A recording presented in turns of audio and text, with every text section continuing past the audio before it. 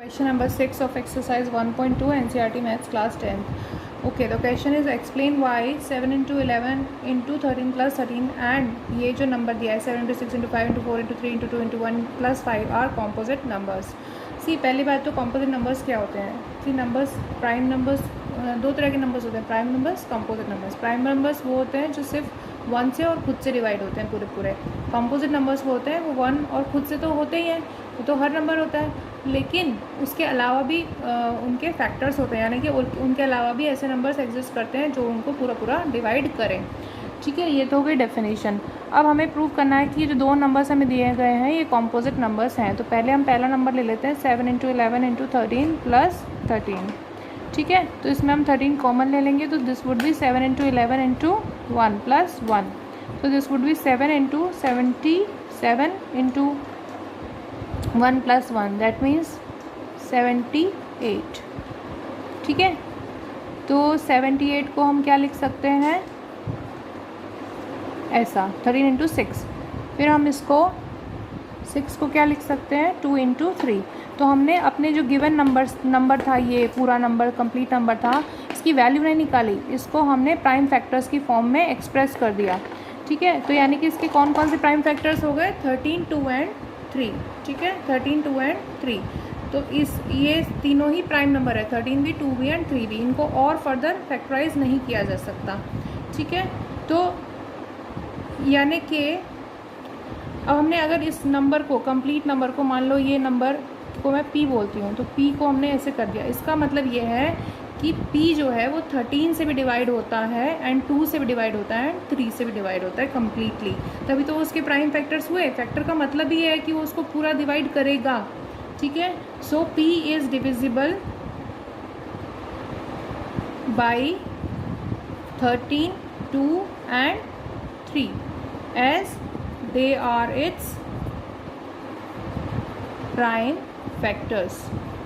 So p यानी कि जो गिवन नंबर है इज अ कंपोजिट नंबर. क्यों? क्योंकि वो एक 1 और खुद से तो डिवाइड होगा, ये तो हमें पता है बिना चेक कर रही, बट वो इनके अलावा 13, 2 और 3 से भी पूरा डिवाइड होता है, यानी कि वो कंपोजिट नंबर है.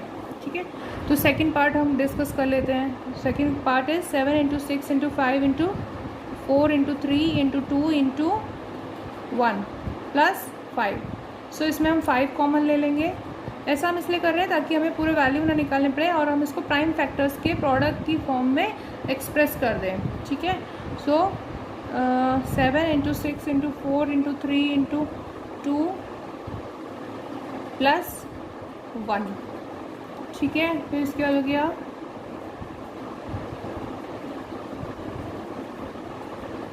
Okay 42 into 24 plus 1. ठीक है, 42 और 24 को मैं यहाँ आपको रफ में मल्टीप्लाई करके दिखा रही हूँ.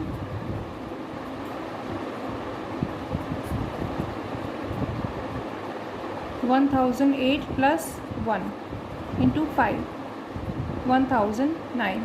एंड तो ये हमने दो नंबर के प्रोडक्ट के फॉर्म में दिखा दिया. और ये आपको पता होना चाहिए कि 1009 जो है वो एक प्राइम नंबर है, वो किसी और से डिवाइड नहीं होता है, यानी हम इसके और फैक्टर्स नहीं कर सकते, है ना.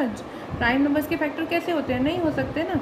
तो ये प्राइम नंबर है और हम इसको और किसी फर्दर फैक्टराइज नहीं कर सकते.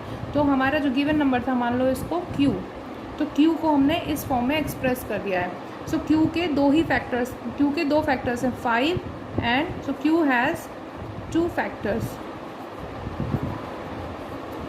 5 and 1009.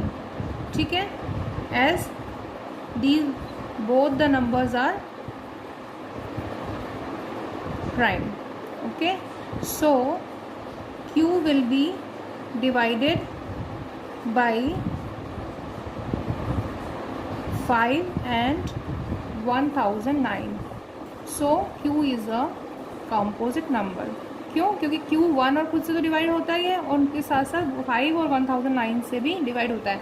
तो जब भी आपको किसी नंबर को कंपोजिट नंबर प्रूव करना है तो आप उसको प्राइम फैक्टर्स के प्रोडक्ट के फॉर्म में एक्सप्रेस कर दें और दिखा दें कि वो प्राइम फैक्टर्स उस नंबर को डिवाइड करते हैं, यानी वो नंबर 1 और खुद से डिवाइड होता ही है, अपने प्राइम फैक्टर्स जिनको आपने जिसकी फॉर्म में उसको आपने एक्सप्रेस किया उनसे भी डिवाइड होता है, तो वो कंपोजिट नंबर प्रूव हो जाएगा। ओके।